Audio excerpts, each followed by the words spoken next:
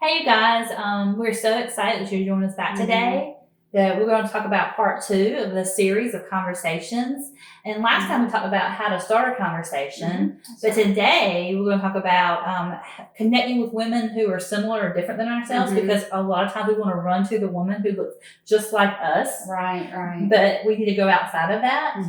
I think we naturally do that because it's our comfort zone, our safe zone. We're like, if she looks like me, maybe she will connect with me a lot easier. But I don't know about you, Nichole, but I have found that opposites actually attract a lot of times as well. And I think a lot of times we stay in that safe zone because I think I mentioned in the last video, there's that fear of rejection. And we size up another woman, unfortunately. Yes, we just kind of naturally do that and go, can I connect with her? And I have found that I've got a lot of friends that polar opposite personality of mine. Matter of fact, one comes to my mind and she's like, well, people either love me or hate me because of my personality. I said, well, I'm going to love you because I just love it. And I think it balances us out. And sometimes if we're so surrounded with people that are just like us, I don't know how much we can flourish and grow from that. You know, it's a healthy thing to have a well-balanced set of girlfriends, if you will, you know, that just have a different voice that they can speak into your life. Yeah, I agree. Because different people have different experiences, and those experiences can speak life into our in our own life, and it makes us more well-rounded. Right. And I think we have to remember that we're all made in the image of God. That's right. That's good. Yeah, and so there's things about you that you're going to just shine Jesus in one way, and there's things about me and other people that even the unbelievers. They're made in the image of God. And there's so much that we can get from them and that's why we need to go and reach people and have these conversations and grow and just enrich our life, I think. I think so. So tell me this, when someone looks different than yourself, we talked about starting a conversation last week. Right. But is there a better way to start a conversation with someone who looks different that makes them feel more comfortable? Because I think that's one thing, because sometimes when you see someone who looks different, it's so scary, for someone to have that conversation.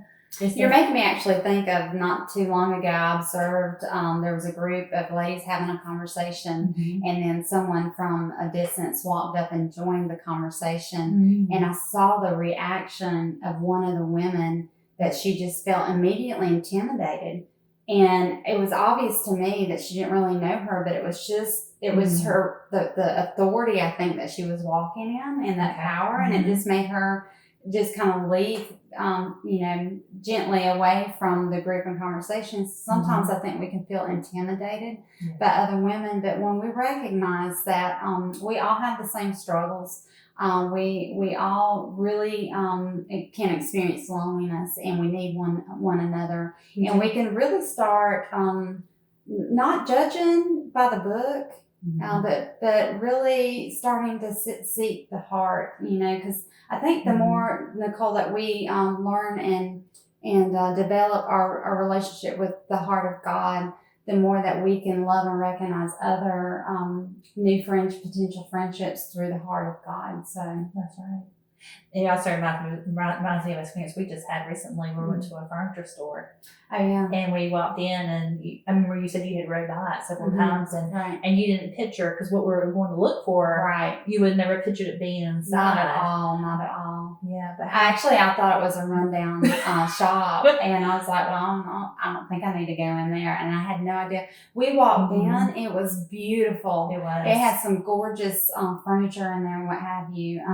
And no, I did not buy anything. But I was quite tempted. But no, that's a great picture of sometimes we've got to walk through the door and to discover really more about that person before we reject them. I think too often we say that we're the ones that are rejected. But how many times have you been in a place and you're like, well, she never spoke to me? Well, you've already made your mind up. Yeah, well, not only that, you go, well, what did she say when you spoke to her? Right. Yeah, exactly. I'm guilty of that, and I go, well, wait a minute, I didn't even give her a chance. Yeah, I'm guilty of it too. So I just challenge you as we wrap up this conversation that no matter how different someone can look, I challenge you to go, just like the store we went into and all the beautiful things that we saw. I challenge you to look at people who are different than us, or someone who doesn't look at maybe as cleaned up or as have things just the way you think life's supposed to be, as far as how their life measures up to yours. Because the thing is, we're all at the foot of the cross the same. Amen. Yes, And and what's inside could be just a beautiful soul and a heart that you wouldn't know otherwise unless you start that conversation with that person. That's absolutely true. So a great challenge for both of us too, right? It is. It's a good challenge, Nichole. Well, we'll see you next time. All right. Bye. Bye.